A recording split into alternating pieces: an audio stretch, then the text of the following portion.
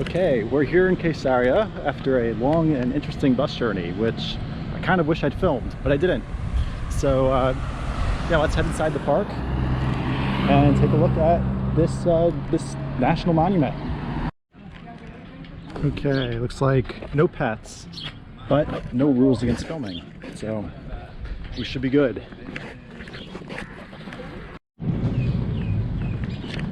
Okay, let's get in there. This looks like the outer wall of the city. Let's see. Strato's Tower. Here's the sign, and we can rejoin afterwards.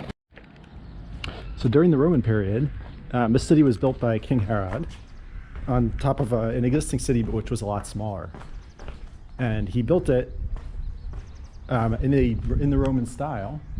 And it ended up becoming, after the destruction of Jerusalem, it ended up becoming the capital of Roman Judea, Palestina. And then when the city was conquered during the Islamic period, it fell from being an important city and fell into decay. So we're here in the courtyard of the city, the gate right in front of us. And you can see this wall over here, which was built by, this is actually an interior wall built during the Islamic period. And you can see that they incorporated parts of the older city into the wall.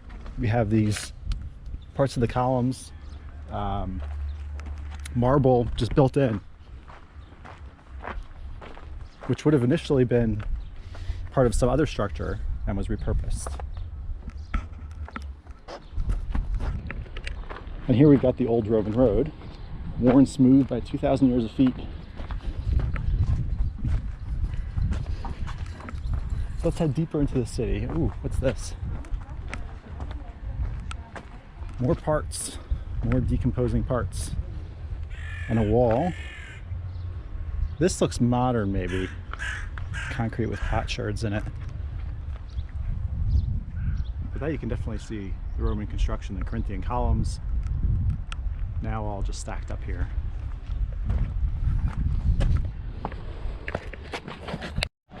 Okay, awesome. We have a map. So you can see this area is quite long and narrow. We're right here. This is where we just came through. We saw that. We saw the entrance gateway. And I guess next we'll probably head towards the Augustus Temple. Wow, there's a hippodrome. Okay, we'll hopefully see all this throughout the day. These are the remains of the Nymphaeum, which was the public fountain at the center of the city. Back there is the entrance gate. Today they've built a little interior pool, so I guess to stop it from damaging the actual old pool. And you've got the remains of one of the statues there, but back in the day this would have been a big ornate wall. I guess these, I don't know if the seating would have been here back then, but this would have been the center of the city where people would come to gather, you know, throughout the day. So pretty cool. What's this over here?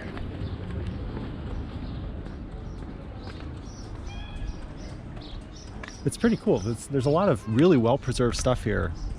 A lot of places in Israel have kind of fallen. I mean, obviously there are thousands, at least 1,000 or more years older than this place. This is pretty new as far as Israel, like ancient Israeli architecture goes.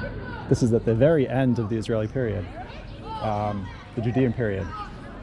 So this is pretty well preserved compared to what you would see at a place like Megiddo or something like that. So hopefully we'll see a lot more as we go along. We got this interesting little statue here. Is it a heart, maybe? I don't know. And then over here, we have the remains of an old temple, which has been partially reconstructed. You can see they've reconstructed the steps going up to it. And there would have been a big temple platform up there. And that also looks like a reconstruction as well. So maybe they're in the process of rebuilding it, something there. And we can see some pillars down at the end. You can see a lot still remains. And over here, this would have been the harbor, the inner harbor.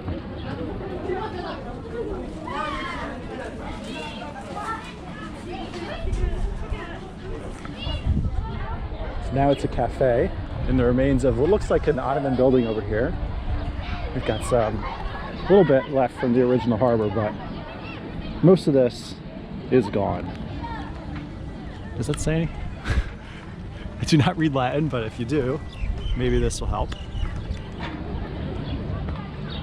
Odrme el avo atramater edus e. Okay, hope that helped.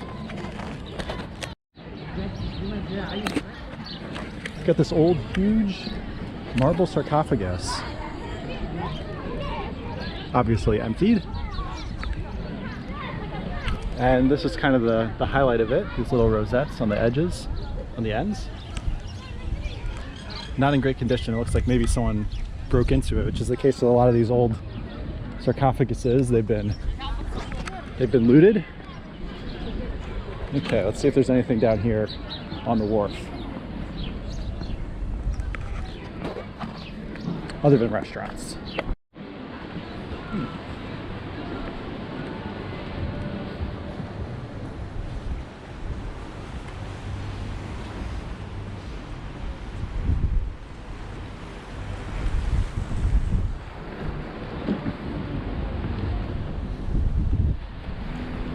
The Crusaders' Harbor.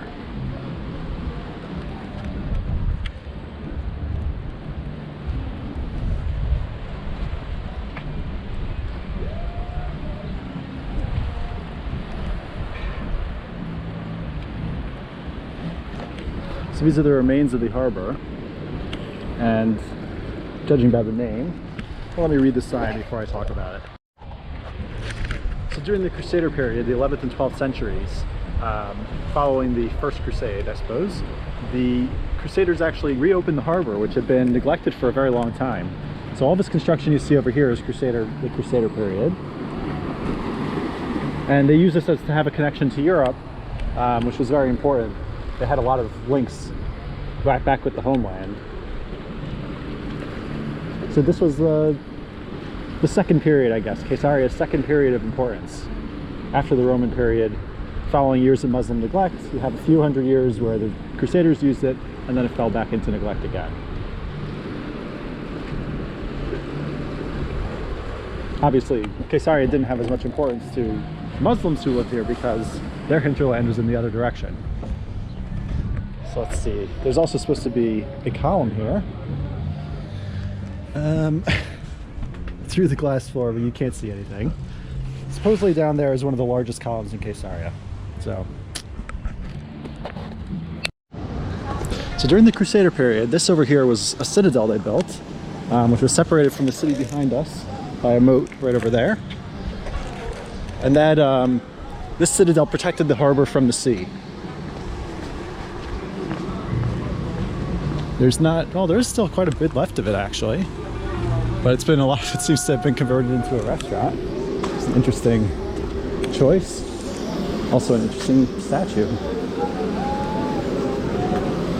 Gigantic feet.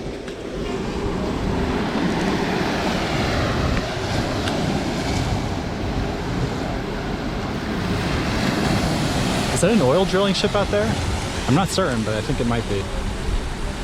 And actually we can see here, in the walls, you can see the remains of some pillars. And then just scattered around here on the shoreline, we've got a bunch of pillars as well. All presumably left over from the Roman period, which is pretty cool. We've got some reefs forming here. Very interesting. All right, let's go take a look at the headwaters, the other end of this little isthmus, I guess.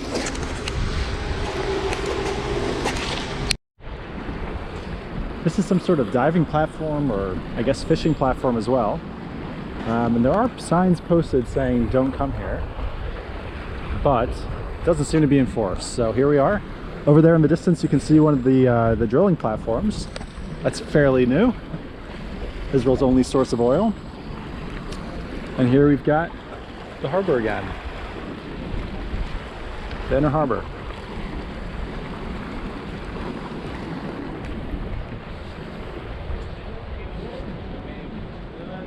And are those sailboats out there? It looks like there's like some sort of sailing event in the distance. And the remains of the citadel from the Crusader period. Okay, let's head back to the Roman era. See what we can find further south along the shoreline over there. One last shot. The Israeli flag flying over the Crusader fortress.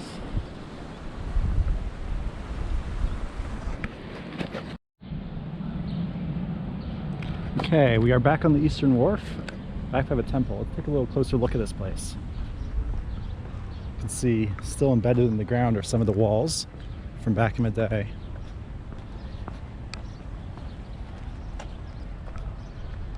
Oh, bathhouse, not a temple. That over there is a temple, but I suppose this, hang on, this here, this little bit there would have been here, and then these three side rooms would be these three rooms here, with this room, I guess, in front. That's my reading of it. Tell me if I'm wrong. And yeah, right across from the fountains, which would have been right over there, we have the public bathhouses right here. Cool. Okay, now let's keep heading south. So here we have the tsunami assembly zone. Good to know about. If you ever come here to Caesarea, head up to the top of the hill if you ever see the tsunami coming out from over the waves. But here there should be a lookout, but it might be closed.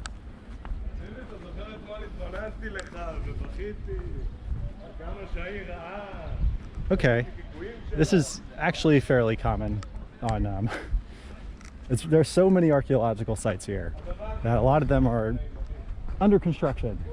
But let's see if there's a way in that doesn't go across the dangerous bridge, or maybe we can just see over this wall over here.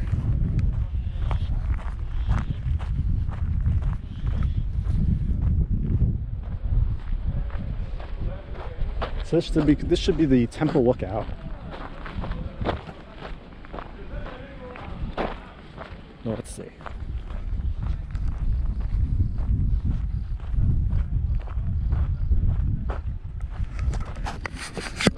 All right, tell me what it looks like.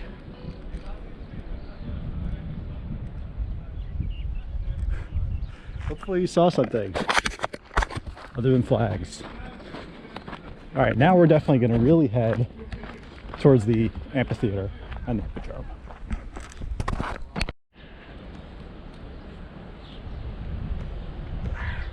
So here we can see the remains of the southern half of the city of Caesarea.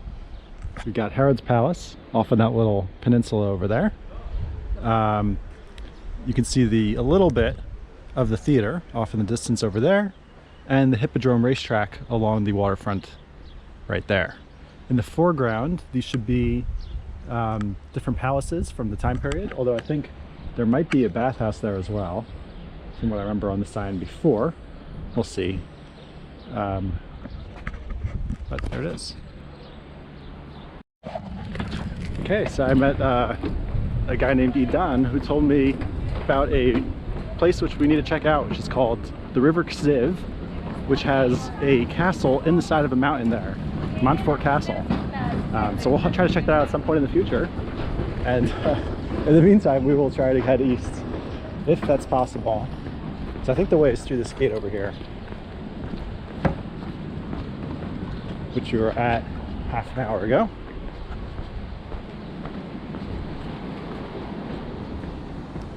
Gate closes relatively soon. And there we are, the hippodrome over there, and beyond it the theater.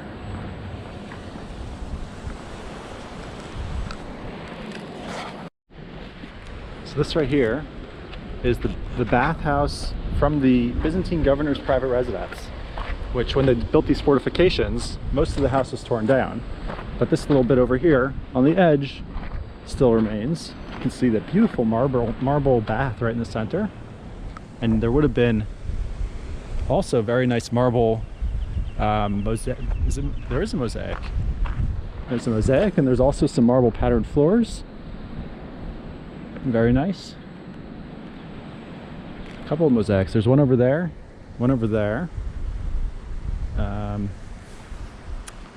yeah, not too much left. Well, still quite a lot left of this, but not too much left of the building.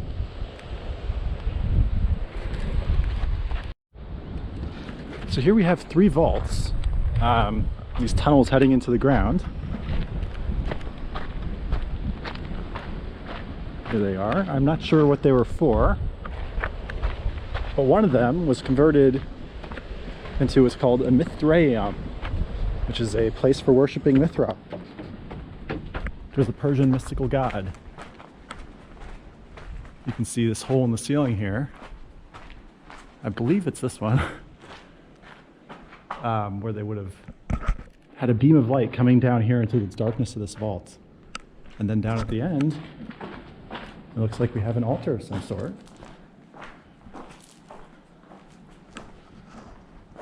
Some sort of little alcove that's been boarded up. Oh, here we are. There it is. So here's your little beam of light. Boom. Down onto the altar. And you'd all gather here in the dark and secretly worship your secret god, which was, I believe, illegal in the Roman Empire, at least at some points.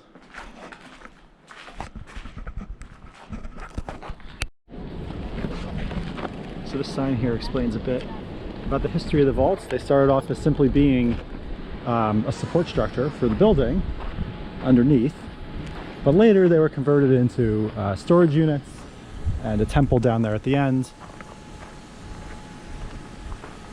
But initially, the only purpose of them was to hold up the whole building, which would have been on top, which you can't see anymore, unfortunately.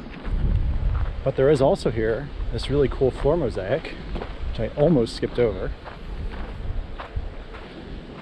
You have geese, bears, dogs, deer.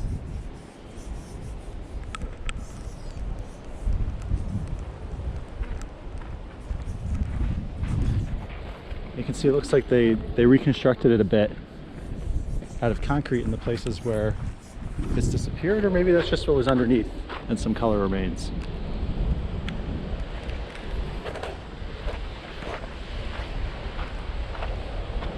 Here there would have been more of the mosaic, but there's something which was built on top. Not sure if you can see, but someone's flying a drone up there, which yeah, not sure if that's legal here in Caesarea, but okay, let's head on to the racetrack. I'll tell you a bit of the history of this place. So this is the Hippodrome, and this is where Herod initiated the city of Caesarea. He started it off by holding a big game here in this Hippodrome, which he built special for the occasion. You have here the starting gates. All the horses would start out. They had 4-horse and 2-horse chariots that would race. They'd start off in these gates here, race to the end, have a tight turn at the end, have to come back.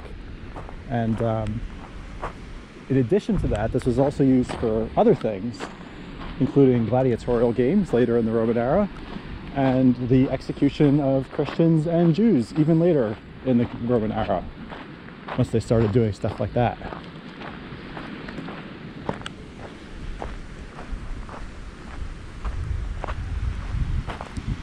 So it kind of looks just like a big parking lot now, but back in the day there would have been stands all along here. This whole place would have been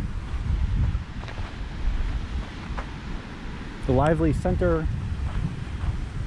of the games, initiating the city of Caesarea.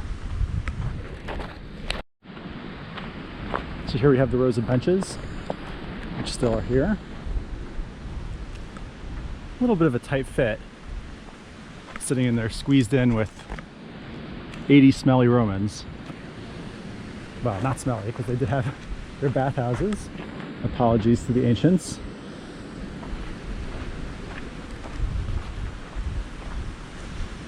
And we got the steps headed up, quite a lot like a modern stadium. Well, this part is the Hippodrome. The part at the end over there is the stadium, which we'll go take a look at right now. Kind of cool, they preserved some of what was here when they did the archaeological digs. And you can see there's different strata of different layers, identified using these potsherds, which there are far, far more than I ever expected. You can just see layers and layers of broken pots laying on top of each other. So down here would have been the 4th century BC, 3rd century BC, 2nd century BC, up at the top.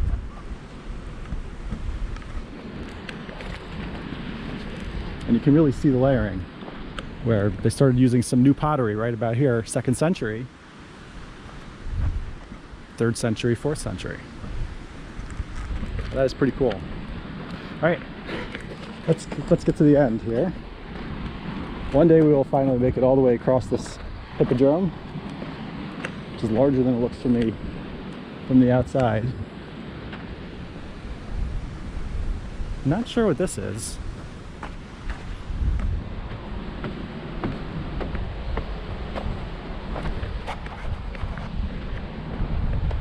It looks like some sort of, I guess this would be the place where Herod himself would sit, right up here. There's beautiful marble floors. It's very well cut stone pillars all along. And then Herod sitting either down here or perhaps 1 or 2 layers up, watching the games in the hippodrome that he built.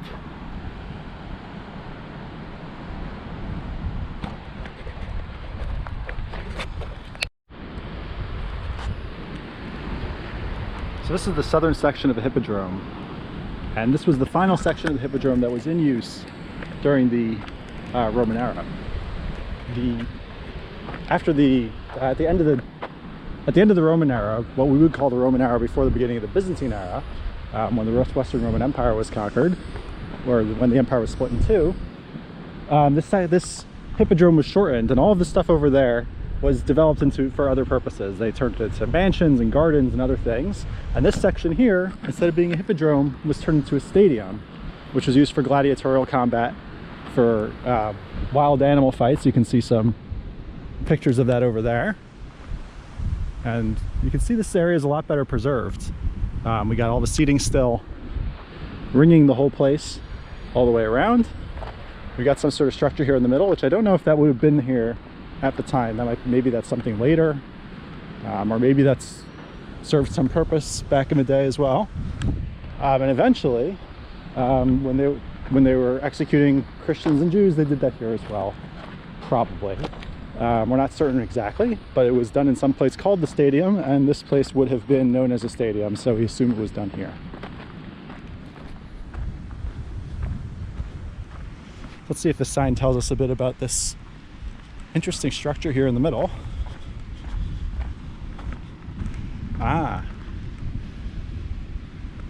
So this is the turning point. This is where they would have had to round this bend in a 4-horse chariot as tightly as possible if they wanted to win that race.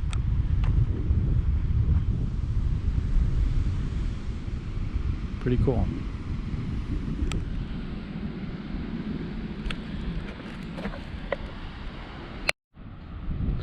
So that was the hippodrome and the stadium, which we see here. Crusader castle protecting the harbor off in the distance over there. And let's go and check out Herod's castle and the theater before we head home.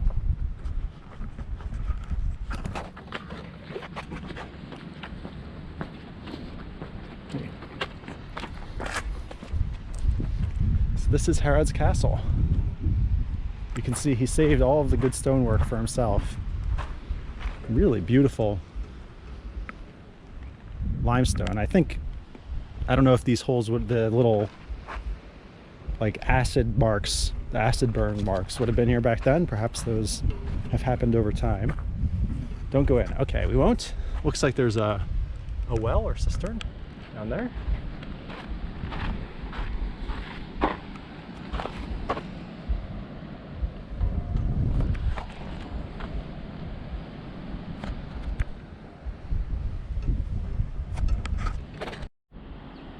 So This is interesting. We have here the entrance hall, which would have had these 4 little rooms with no entrances, which is an older Judean style called casement wall, which I was not expecting to see here. I didn't realize they were still using something which resembled that, although maybe it's a Roman feature as well. And we head in. This is the upper fortress, sorry. The upper palace, and then there's, over here, there's a lower palace beyond it. Both of these would have been 2 stories tall, but no longer. All right, let's see if we can find some signs that'll tell us what we're looking at, and I will relay it to you. So this right here is possibly the place where Paul made his last appeal for justice before being sent to Rome and executed. He demanded to have an audience with Caesar himself, which was granted. He was sent from this harbor there over to Rome and then executed a few years later.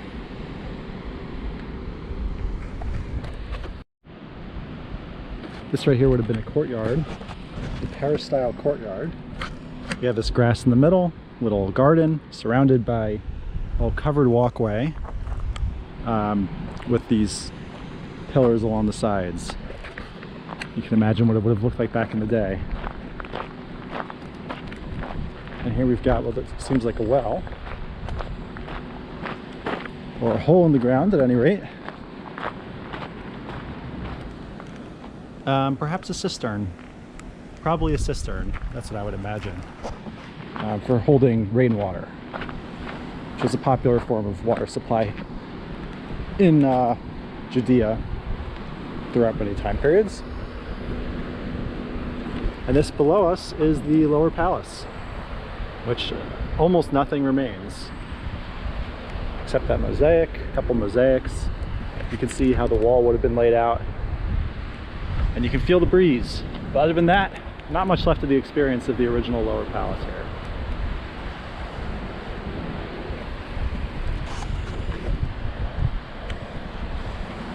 Here's the part we're looking at, this area here, and then everything else is just completely gone.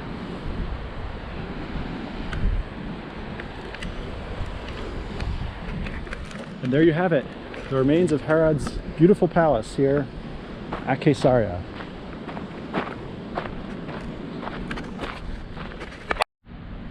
So originally here, there would have been a dedication plaque on the building here, or maybe it was just found here, which says Tiberium, for Tiberius,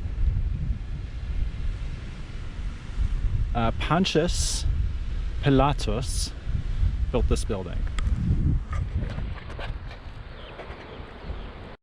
This is kind of neat. You can see these pillars are replicas, and they're all stamped with a year to make sure that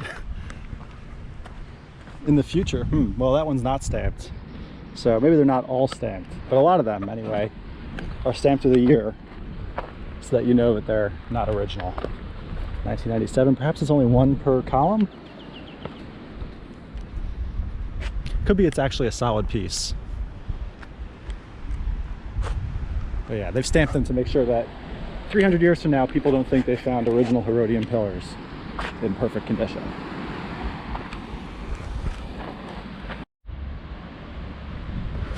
See these little lizards running along.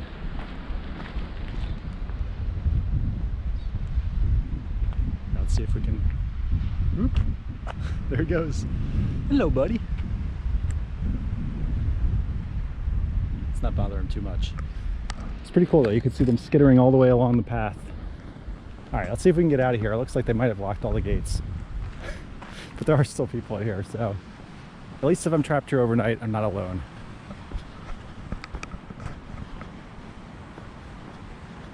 So that's definitely a padlock.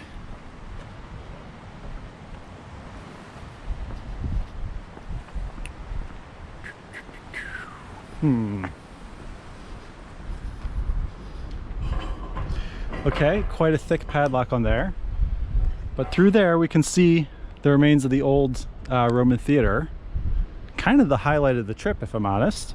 But too late, can't get there. All right, Let's try to get you as much of a view as possible. Bunch of pillars over there. Old theater there, presumably with some sort of diorama or very large poster. That will remain a mystery for today. And okay, hope you enjoyed our little walk in Caesarea, and I'll see you on the next one. Thanks for joining me.